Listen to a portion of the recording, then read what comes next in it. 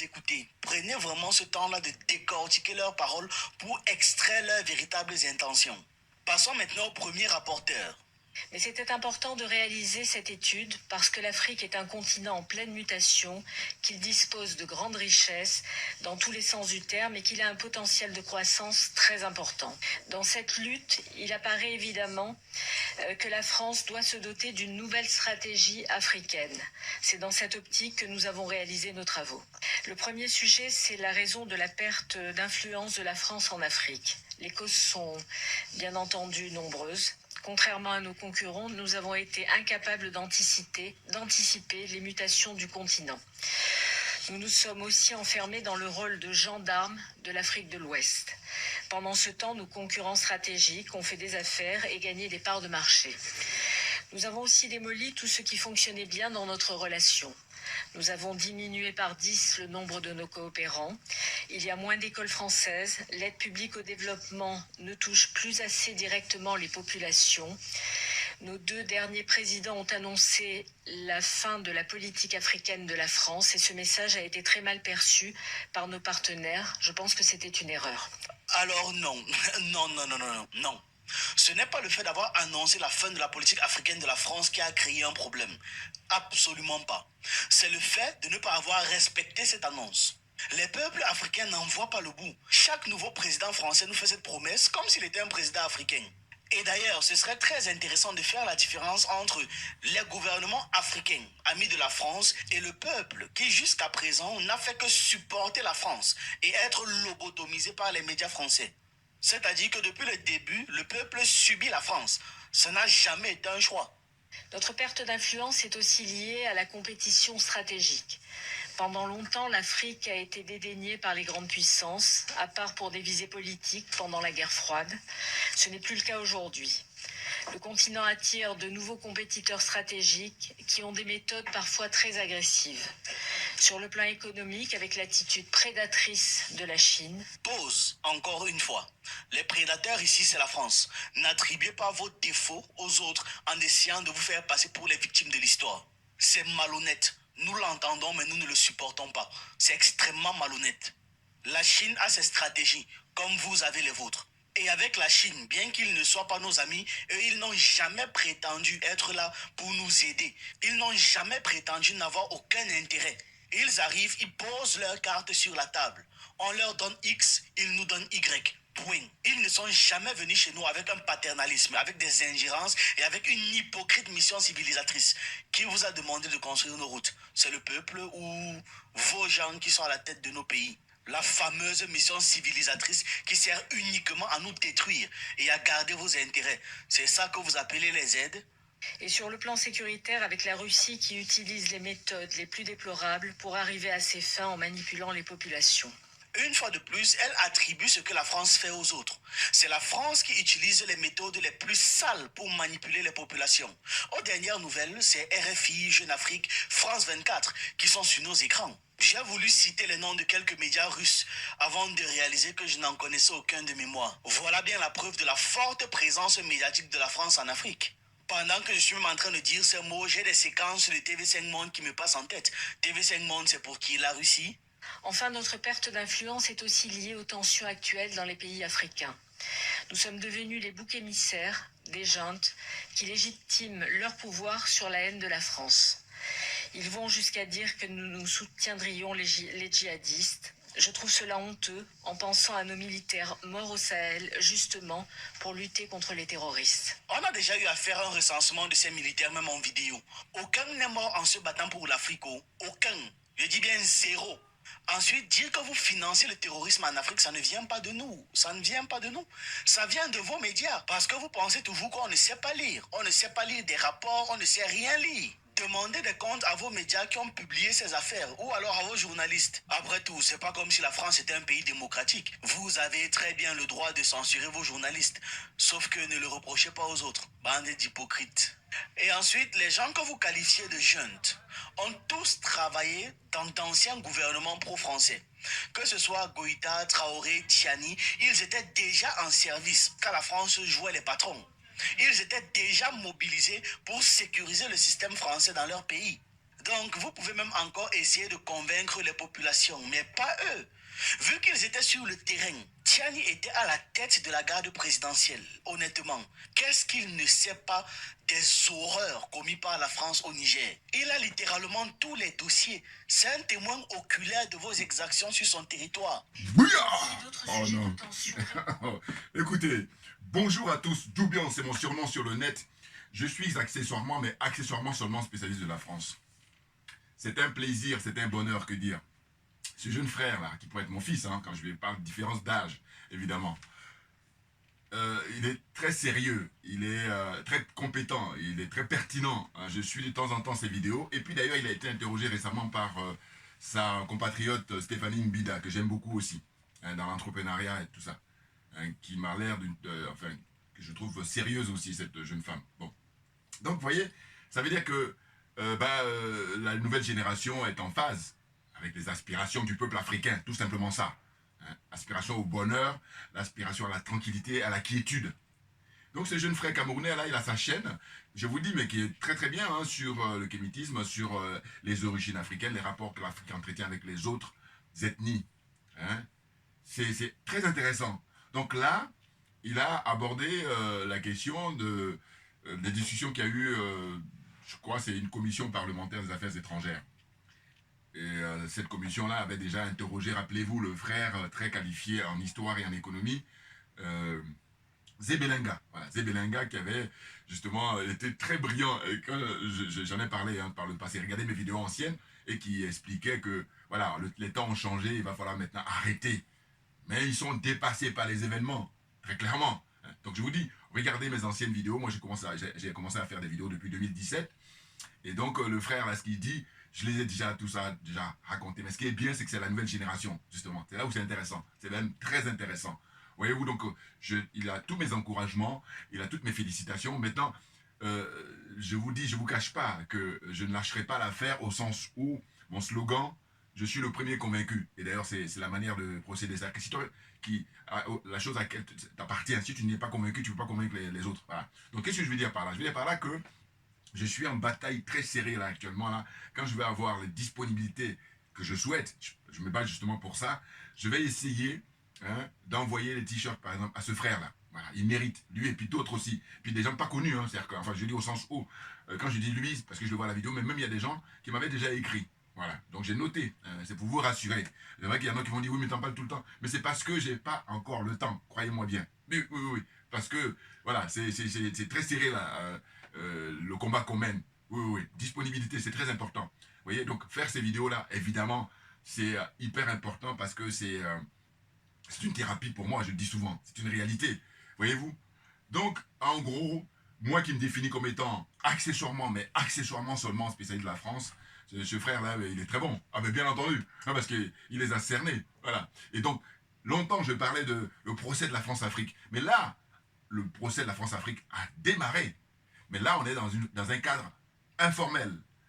Donc, il faudra bien qu'il y ait un cadre formel. Donc, je dis, je le souhaite vivement que ce procès de la France-Afrique ait lieu dans les pays de l'AES. Voilà.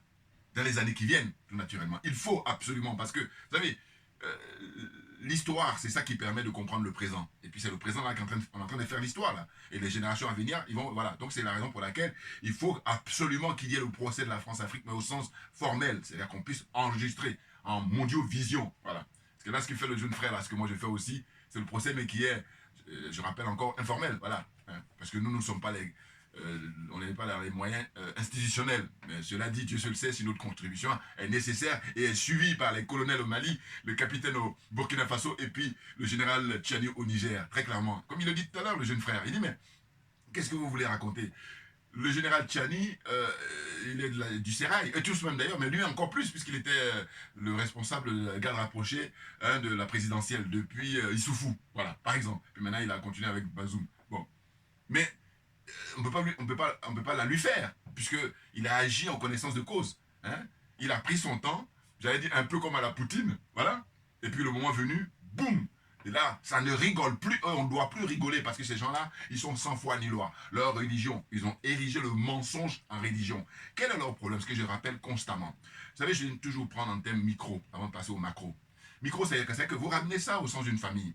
Le chef de famille ou la chef de famille, c'est-à-dire la maman ou le papa, vous avez des enfants, hein, qu'est-ce que vous faites? Vous leur donnez une éducation. Eh bien, si vous êtes sincère, si vous êtes honnête avec vos enfants, quand ils vont grandir, quand ils vont devenir des adultes, mais je vais vous dire que tout va bien se passer. Tout va bien se passer. Il faut faire preuve de justice. Il faut faire preuve de transparence. Voilà. Et il n'y a aucune raison, même si c'est vrai que l'être humain est beaucoup plus compliqué que le reste. C'est vrai. Pourquoi je fais cette analogie? C'est-à-dire qu'en fait, pour le peuple français, il se trouve que le peuple français, je me tue à le dire qu'il y a des racistes français, naturellement. Mais la plupart des Français ne sont pas racistes. Ceux qui sont racistes, c'est l'élite. L'élite française est profondément raciste, d'une part. D'autre part, ils sont négrophobes, ils n'aiment pas les Noirs. Et ça, j'ai dit, je prends toutes mes vidéos depuis 2017, je fais la démonstration, et que quelqu'un, je me mets au défi de me démontrer le contraire. Et là, c'est ma qualité accessoirement seulement spéciale de la France. J'ajoute quoi? J'ajoute, voilà. Avec eux, c'est quoi? Nous, les Noirs, quand ils sont de bonne humeur, ils nous prennent pour des grands enfants.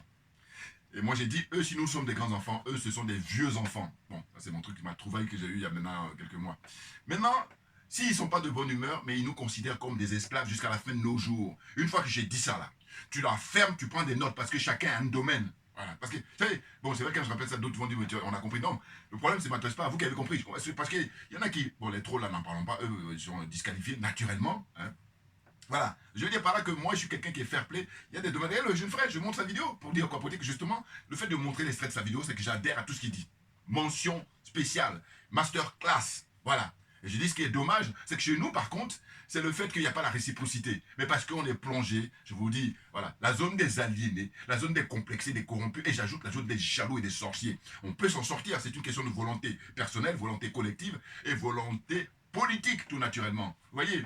Donc, qu'est-ce qui se passe? Aujourd'hui, au 21e siècle, en fait, comment dire, le logiciel, il est fatigué, il est en décalage, il est en déphasage, il est anachronique, mais eux, ce sont des enfants gâtés. Eux, c'est qui? Ce sont les Français. Du coup, ils disent n'importe quoi, ça part dans tous les sens. Quand je vais tout à l'heure la relation avec les parents pour les enfants, c'est que, en réalité, les premières victimes, ce sont les Français eux-mêmes. Pourquoi? Parce qu'ils vivent dans l'illusion. On leur fait croire qu'ils sont en démocratie. Alors que nini, regardez, là, M. Macron, il fait ce qu'il veut. Voilà. Alors, bah, quand je parle de république bananière, la France est la première, naturellement. Hein. On est dans la folkocratie. Bon, d'abord, eux, ce sont des enfants de cœur. Hein. Mais les premiers, c'est la France. Et le malheur pour l'Afrique, c'est ce qu'a dit notre célèbre dévancier, Aimé Césaire, c'est d'avoir rencontré la France. Très clairement. Vous vous rendez compte? Aimé Césaire, le nègre fondamental.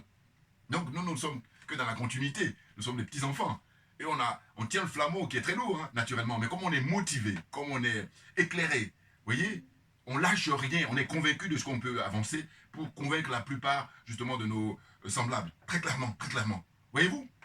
Donc là, franchement, c'est un plaisir de voir que ce jeune frère-là, mais il a tout compris. Et puis, je vous dis, vous pouvez regarder, hein, quand il a accordé l'interview à Stéphanie Mbida, il a tout expliqué. Voilà. J'aurais dit même, il rentre dans la lignée de Umutunde d'une certaine façon parce qu'il commence à remettre en cause les religions. Voilà, c'est plus compliqué là, voilà. Donc, mais il est courageux, il est courageux.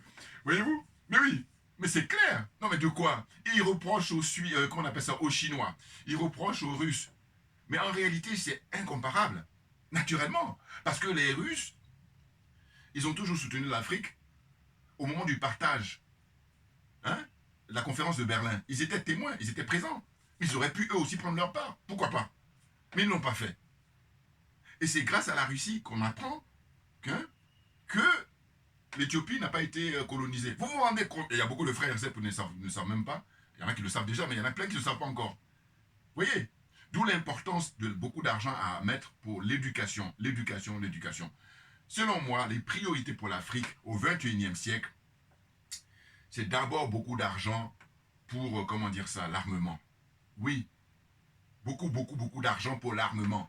Et c'est un plaisir d'apprendre que le colonel Assimi Goïta, il est en déplacement en Chine, et puis avec son ministre de la Défense. Ouais, c'est mon pote, salut camarade. Et donc... c'est mon pote parce qu'il est redouté par Ouattara. J'ai vu une interview de Ouattara qui le redoute. J'aime ça. Il fout les boules. Donc, il a dit qu'ils ont signé des contrats pour que la Chine vienne construire des usines d'armement. Un clé en main avec, comment on appelle ça, transfert de comment on appelle ça, de compétences. Hein. Mais c'est du lourd. Dites-moi, pour l'Afrique, essayez de regarder sur les 60 dernières années, quel est le pays africain qui a fait cette démarche-là? Il doit y en avoir, naturellement, il n'y en a pas beaucoup. On peut les compter sur les 5 là, 5 doigts là. Et encore, il faut ajouter. Voyez-vous? Donc c'est vraiment l'encouragement, c'est vraiment l'optimisme qui doit primer. Même si j'en profite, parenthèse, je reviendrai là-dessus, la tuerie qu'il y a eu au Burkina Faso, hein, je salue la mémoire de tous ces martyrs, naturellement. Ben oui, ce sont des martyrs. Vous savez que quand c'est arrivé, c'est à quoi ça me fait penser. J'ai dit, ben voilà, là, ils sont en train de payer le prix de la liberté. Parce que au Vietnam, rappelez-vous, hein, en Algérie, qu'est-ce qu'il y a encore au Cameroun? En fait, le lourd tribut payé, c'est le prix de la liberté. Maintenant, là, on est au 21e siècle, donc la donne a changé parce que on a pris conscience, on a beaucoup de recul. C'est pour ça que les Arthur Banga et compagnie, mais le moment viendra où je dis, comme M. Ouattara ne sera plus au pouvoir, il va falloir changer de métier radicalement. Je fais 2 propositions. Tu changes de métier ou alors tu vas à la retraite. Il n'y a pas une autre alternative. Parce que vous avez fait assez de mal comme ça. Donc on ne va pas continuer. Des nazes comme ça. Bon, allez, je continue. Donc en fait, cette dame-là qui s'exprime, elle est, je ne sais plus de quel parti. Bon, en fait, ça m'intéresse de moins en moins. Hein, parce qu'ils sont dans le mensonge et moi, ça me fatigue parce que moi, ma religion, moi, c'est la vérité et la justice. Hein, et la solidarité, comme on est dans l'esprit, comment dire ça, de la maths, naturellement. Donc, je suis complètement opposé à ces gens-là. C'est le jour et la nuit. Moi, c'est le jour et eux, c'est la nuit. Mensonge, le mensonge en permanence. Ils mentent à leur peuple. Ils disent pas la vérité aux Français. Et comme les pauvres, ils sont lobotomisés, ils sont perdus. Je répète encore. Je ne suis pas en train de dire qu'il n'y a pas des racistes en France. Mais je dis simplement que moi, je préfère m'attaquer à la racine. Voilà. Mais bien entendu, parce que c'est pas les pauvres qui est en HLM là ou qui est dans sa campagne là qui fait les lois. Non, les lois sont faites par l'élite. Voilà, c'est ainsi que je dis, c'est eux qui m'intéressent. Et je vais même encore plus loin, derrière l'élite, il y a l'oligarchie. Ils sont racistes, ils n'aiment pas les noirs, négrophobes. Alors, quand on les écoute là, à l'Assemblée, ils disent quoi? Ils disent oui, l'Afrique, on doit prêter l'œil, on doit faire attention parce que c'est à nos portes. À nos portes. Oh, est-ce que la Guadeloupe est à ta porte? Est-ce que la Martinique est à ta porte? Est-ce que la Guyane est à ta porte? Est-ce que la Nouvelle-Calédonie est à ta porte? Voilà, donc faut pas la ramener parce qu'on est trop blindé là. Bouillard, comprenez? Est-ce que vous avez compris ce que je veux dire? Je veux dire par là que quand on regarde géographiquement, effectivement que le continent européen est proche de l'Afrique. Mais sauf que la France n'est pas plus proche que l'Espagne. La France n'est pas plus proche de l'Afrique que l'Italie. Voilà. Donc en réalité, quand il donne cet argument-là, je le fais tomber immédiatement quand je cite le cas de la Guyane. Pourquoi vous êtes en Guyane? En Guyane, là, la Guyane est proche de la France métropolitaine. La Martinique est proche de la France métropolitaine. Hein, ainsi de suite. Voilà. Donc, vous voyez, des arguments, allez, c'est gratuit. Maintenant, je dis, quand on n'est pas à la hauteur, quand c'est pas ton domaine, tu t'assois, tu prends des notes, tu la fermes parce que tu ne peux pas perdre notre temps. C'est clair. Voilà. Donc, franchement, hein, très content de pouvoir montrer ça. Hein. Je regarde de temps en temps ces vidéos et puis il est très pointu, il est très sérieux. Hein, le travail qu'il fournit. Donc j'ai envoyé un commentaire, j'ai dit voilà, toutes mes félicitations, tous mes encouragements. Hein, vous êtes vraiment la nouvelle génération qui répond aux préoccupations des Africains, ce dont les Africains aspirent au bonheur, comme tout le monde, naturellement. Et puis profiter en premier de leur richesse. C'est tout simplement ça. Or, cette nouvelle génération de Français là, comme je vous dis, ce sont des enfants gâtés. Mais ça, il faut qu'on le dise à leur peuple.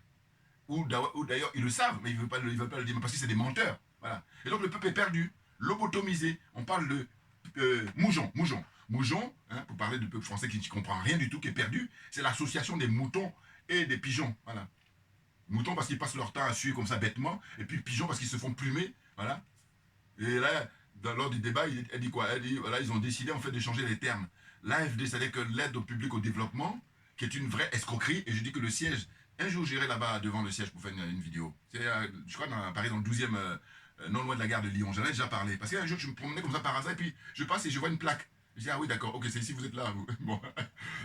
Tout ça, pareil, c'est une disponibilité. Parce que vous savez, si vous regardez mes vidéos anciennes, je suis déjà allé devant le siège de RFI, le siège de TV5. Bon, voilà, c'est la chance d'être à Paris. Hein, la chance, je veux dire, c'est plus facile. Voilà, c'est dans ce sens-là. C'est dans ce sens-là. Hein. Vous comprenez? Donc là, toujours le même discours hein, qui ne change pas. Voilà. Ils sont là, ce que j'appelle la théorie. Maintenant, dans la pratique, il n'y a plus personne. Sauf qu'on est arrivé à la fin, on est arrivé à la limite là. Maintenant, le moment est venu de mettre les pendules à l'heure. Et l'ère du verseau aidant, vous n'allez pas pouvoir y échapper. Ah ben bien entendu, et je dis que moi, mon problème avec vous, c'est les morts. Ah oui, c'est-à-dire que les martyrs, les gens qui sont assassinés hein, artificiellement. Ce ne sont pas des morts naturelles. C'est ça mon problème. Parce que je dis, quand c'est encore matériel, on peut toujours remplacer le matériel. Mais l'humain, on ne peut pas. Et c'est ainsi que je dis, circonstances très aggravantes. Ah ben oui, donc il n'est pas question de rigoler. Si vous n'êtes pas à la hauteur, asseyez-vous, prenez des notes. Voilà, on va gagner du temps. Non mais franchement, ou alors dites que oui, tous les pays africains sont libres s'ils veulent quitter le CFA. Mais non, mais il faut arrêter. faut arrêter, parce que ceux qui essaient même, sans même parler de quitter le CFA, vous leur faites des misères. Le président Ahmed Sékou Touré, il faut se rappeler, le président Ahmed Sékou Touré, quand on regardait les archives, en réalité, il ne voulait même pas sortir du franc CFA.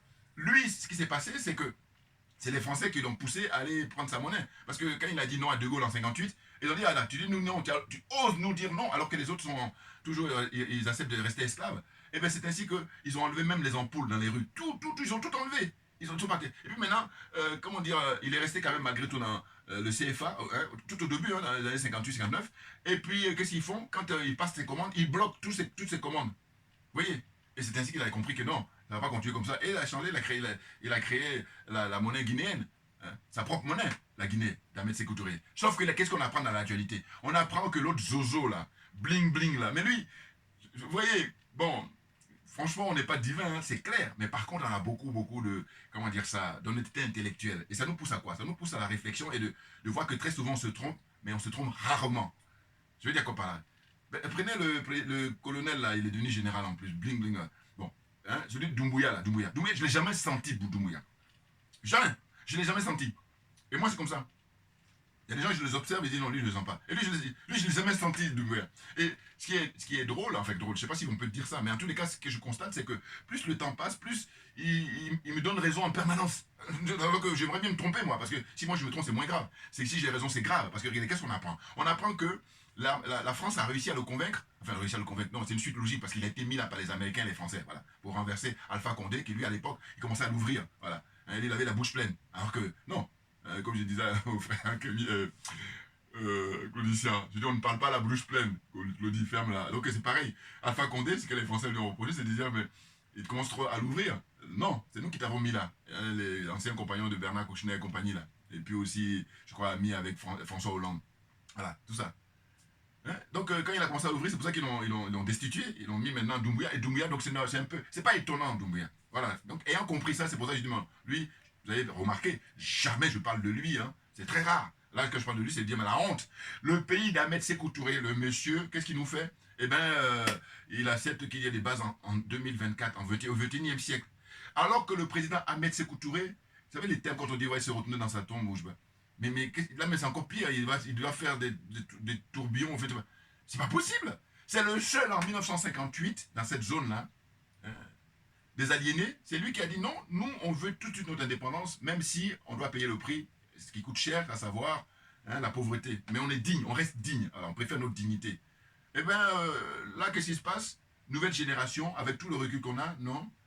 Voilà, des gens comme ça, bling. Lui, son côté bling, bling m'a montré à qui j'en avais affaire. Voilà. Je pense que le frère Kémy doit avoir un peu les boules. Bah oui, parce que Kémy, il a été le voir. Hein. Et puis il avait un certain optimisme. Et du coup, il a dit, vous allez voir, il va vous surprendre. Non, tu parles. Il va me surprendre dans le pire des cas. Bon. C'est pas le fait de Kémy, mais ce que je veux dire par là, c'est que je dis, bon, un exemple. Ceux qui essayaient de me narguer au début en disant, oui, t'as vu, t'as soutenu Sonko là. J'ai dit, mais vous savez quoi? Sonko, là, s'il me connaissait, moi je le connaissais, si je l'avais rencontré, tout ça, voilà, j'aurais été confus, j'aurais été embarrassé. Mais comme je ne l'ai jamais vu, quand je l'ai rencontré, il était à Sciences Po, mais je suis allé comme public. J'ai pas eu l'occasion de serrer la main pour discuter avec lui, pour prendre les adresses. Non. Donc c'est ainsi que je dis, mais je suis un homme libre. Et pour ça, c'est un bonheur. Ah bah oui. Parce que la liberté, ça coûte cher, très naturellement. Ça fait tellement du bien. Si on a la prétention de se dire être humain. Oui. Parce que moi, si tu dis que tu es un être humain et puis tu n'es pas libre, non. Parce que tu fais le malin, mais c'est l'apparence. Dans les faits, tu es comme l'animal là qu'on a domestiqué. À qui l'heure venue, on lui donne à manger, l'heure venue, on le sort pour aller le promener le chien. Voyez, voilà, tu me fais penser plus à ça. Parce qu'un homme qui est digne de ça, de sa qualité, de son statut d'homme, hein, être humain, hein, je veux dire par là, eh ben, tu dois être libre, absolument. C'est-à-dire, tu fais ce que tu veux. Évidemment, dans le respect, le cadre qu'on s'est défini. Oh là, il y a plein là qui sont domestiqués et puis ils font le malin sous prétexte qu'ils ont les miettes. Ils ont les miettes. Voilà, suivez mon regard. Voyez-vous? Donc là, franchement, c'était mon humeur là aujourd'hui, et c'était un plaisir parce que je vois que finalement, hein, on est sur la bonne voie. Ben oui, parce que je vous dis toujours que le pire, c'est que des gens beaucoup plus jeunes, ils sont dans l'anachronisme. Et je me permets de rappeler hein, l'attitude de Sonko et puis Bassirou. Maintenant, ce qui est réjouissant, je me répète encore, c'est très intéressant d'observer qu'au Sénégal, il y a des jeunes gens, hein, et là, moi, j'ai dit que j'adore l'observation, c'est qu'en fait, vous regardez la différence d'âge entre Sonko et Macky Sall qu'il critiquait, qu'il combattait. Ils ont combien?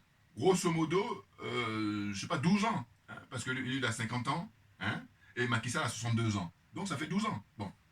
Eh bien, figurez-vous que là, les jeunes gens là, qui manifestent actuellement là, et qui ont été mis en garde à vue, c'était la semaine dernière, pendant 7 heures, tout ça parce qu'ils ont été devant l'ambassade de l'Ukraine à Dakar pour dire, écoutez, vous devez partir, parce que vous êtes là, vous êtes dangereux pour nous.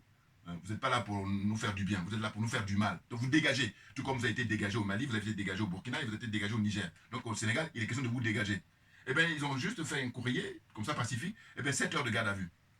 Or, qu'est-ce que j'observe quand ils ont fait leur conférence de presse, et c'est pour ça que je dis, mais un peu comme le frère qui a fait la vidéo là, que j'ai montré tout à l'heure, le frère camerounais, ces jeunes gens-là, quand j'aurai l'occasion, même si je dis que finalement, je ne vais pas me précipiter au Sénégal, mais j'ai quand même les mois, les années, je vais y aller naturellement. Alors j'espère qu'ils vont me bloquer à l'aéroport. Bon.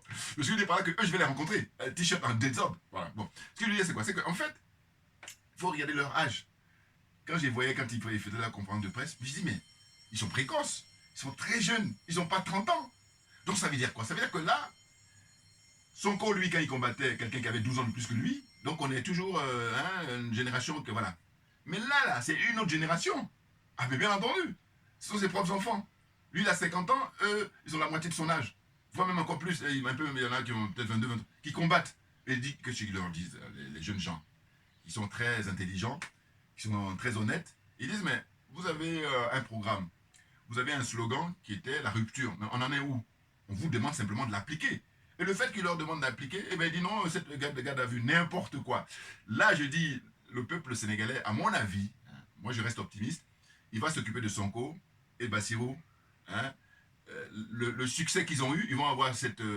ça va être, une médaille. Vous avez, voilà, la médaille, c'est deux faces. Voilà. Pile ou face. Voilà. Donc là, s'ils ne veulent pas, comment on appelle ça, respecter le peuple, ils vont payer le prix. Et beaucoup plus tôt qu'ils ne l'imaginent. C'est la loi de la nature, selon moi, bien évidemment. Voilà, je ferme dans le cas du Sénégal. Bon. Mais c'est très intéressant, mais bien entendu. Parce que, je vous dis, l'élite française, ils n'ont pas compris le changement qui s'opère. Vous voyez? Ou ils ne veulent pas comprendre. C'est différent. Voilà. Ils refusent. Mais parce que, je vous dis toujours, la confiture est très bonne. Oui, ils ne font pas beaucoup d'efforts, alors qu'ils sont amenés maintenant, dans les années qui viennent, à travailler comme tout le monde. Oui, parce que quand ils critiquent les Chinois, mais les Chinois n'ont pas de base militaire, enfin si, ils en ont une base du côté de Djibouti, mais je veux dire que si on fait la comparaison, mais on va compter le nombre de bases militaires françaises en Afrique et le nombre de bases militaires turques en Afrique, le nombre de bases militaires chinois en Afrique, le nombre de bases militaires, qu'est-ce qu'il y a encore, russes en Afrique, on va compter, on va être factuel, voilà. Quand on est sérieux, on est factuel. Quand on n'est pas sérieux, on essaie d'embrouiller les gens, les petits malins là, je les ai détectés. Là j'ai dit j'ai pas le temps. Je n'ai pas le temps, voilà. Bouya, on avance. On voyez où? Donc c'est pas comparable. Et donc ils font tout ça pour mentir, pour continuer à mentir que leur religion. Donc c'est pas étonnant. Eh oui. Ment à leur peuple d'abord. Et ensuite maintenant ils mentent aux Africains. Maintenant les gens comme Alassane Draman Ouattara, les gens comme Macky Sall, les gens comme Faure Yassingbe, les gens comme qui encore? Patrice Talon. Les gens comme ça. Ce sont eux qui jouent les chiens de garde. Oui, rien d'autre. Et les partisans de ces gens-là, j'ai dit, vous allez voir le moment venu. Parce qu'on est à l'ère du Verseau. Donc, les pendules vont être mises à l'heure, mais de manière naturelle. Donc, arrêtez de nous fatiguer. Voilà. Et puis, j'ai dit, on a les images d'archives. Voilà, le moment venu, on va vous juger. On va vous juger avec la sévérité qui s'impose. Non, parce que, vous vous rendez compte, les gens qui meurent, là, au nom de quoi? Au nom de vous, des miettes que vous voulez garder, que vous voulez avoir. N'importe quoi. Je vais m'arrêter là. Et puis, évidemment, dès que j'aurai le temps, dans les jours qui viennent, je vais continuer, comme j'ai le plaisir de le faire. Mais avant de partir, je vais vous montrer ça pour ceux qui ont le courage pour la lecture. Vous avez ça, voilà, hein, la France-Afrique, pour continuer la lecture. Comme je vous dis, le blabla, c'est bien, mais la lecture, c'est encore mieux. Voilà. Hein. Ces monstres qui nous gouvernent. Voilà. Ça, il faut lire ça, c'est bon, il n'y a pas beaucoup de pages, hein, donc c'est voilà. Vite lu, il y a ça. Et puis, évidemment, il y a François-Xavier Verschave, voilà, la référence, voilà, hein, qui a popularisé le terme de France-Afrique. Et moi, j'ai dit, lui, il fait partie des rares Français qui voulaient du bien des Africains. Voilà. Parce qu'il était dans la vérité, rien que la vérité, et il en a payé le prix, selon moi, évidemment. Voilà, François-Xavier Verschave. Il a écrit plein de bouquins. Hein. Il y a celui-là, hein, La France-Afrique, le plus long scandale de la République. Voilà, donc il a payé le prix pour ça, pour défendre, en fait, la dignité des Africains, que les Africains puissent être libres, qu'ils puissent profiter de leur propre richesse. En priorité. Voilà. Merci beaucoup pour votre attention. Et puis à très bientôt. On ne lâche rien, comme j'ai pour habitude de dire, mais tout simplement parce que c'est nous qui avons raison. C'est tout.